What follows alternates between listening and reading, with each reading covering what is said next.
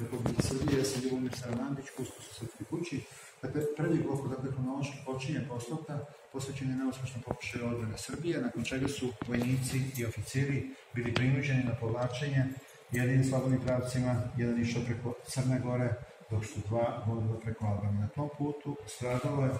prema zvaničnom izveštaju, preko 243.000 ljudi. Dospom u Drač, jedina osoba koju sam izde, u ovom Tunisu, dok je preko 150.000 vojnika i oficira stiglo. Posle prijače, donoljeno osobu na sred, oni borci koji su bili na smrt bolesni, za ko su saveznički dani procenili da je zdravstveno stanje toliko ugroženo da je spasa gotovo nema, bili su učeni na osnovu vido, kada je nekako padne su teške vreme kiše, osnovana bez predstavnika. I kao posledica svećenik je snašla od tada prvih nekoliko nedelja neveno stradalo iz neprestavnih lista, glavnog pečata Regula.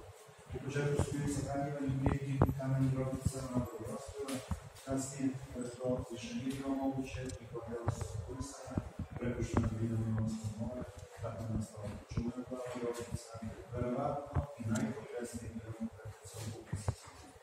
Taj je još takvih trenucena, najbližeg istorije mrtvi.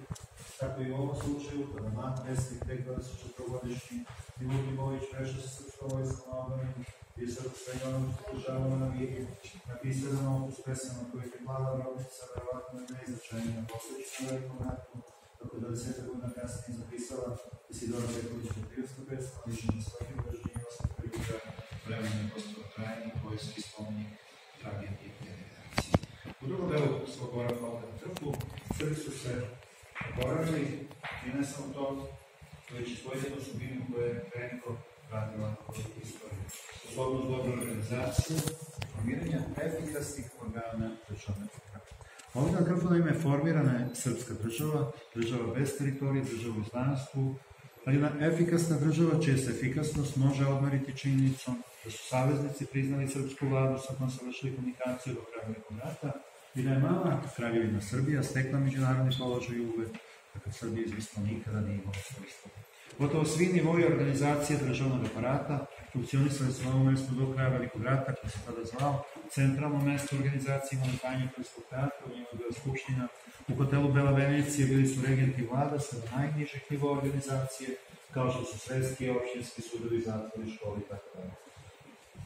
Šta je razlog čudesnog boravka i dobre i efikasne organizacije? Naravno, došlo je proleće, hladna i terenska klima, pojačana iskreno sanitetski nadzor nad objektivni razlozi, ali ono što uvek prethodi oporavku tela, posebno vojnika, je povratak morala. A dobro ustremani moral posle prelaska Albanije ovdje na Krfu vratio se tek u trenutku kada su uspostavili veze sa lokalnim stanovništvom, za koje se mora reći da je u samom početku bilo jako skeptično prema vesti da treba primiti toliki broj ljudi. Trebalo je prihvatiti preko 150.000 izvanrednih vojnika i oficira, celo ostrvo tada je brojilo oko 100.000 stanovnika, tako da je to prvobitno nepoverenje i skepsa na neki način razumljivo. Međutim, Srbi su svojim ponašanjem, na koje nijedna jedina primedba nije upućena,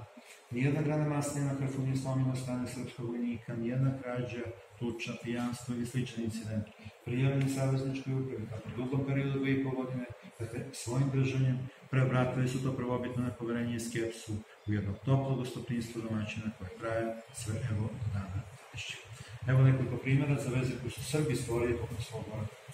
Rekao već da u hotelu Bela Venecija bila smeštena srpska vlada, vlasnik hotela Janis Gazis ima 3 kćeri, sve 3 udaju za srpske oficire, kasnije poznate ličnosti naše istorije Milivoja Čolaka Antića,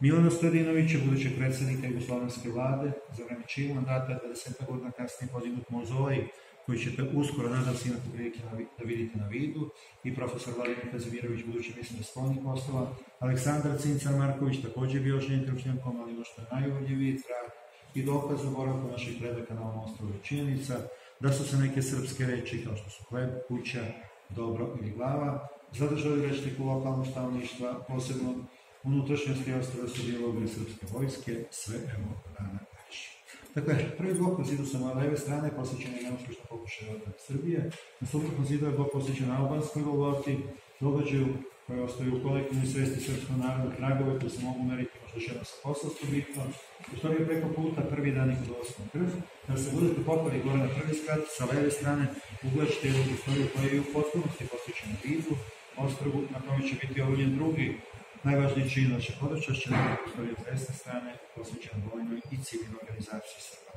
Prva, druga, treća, četvrta prostorija, slabo da se vratite, ukoliko imate bilo kakvo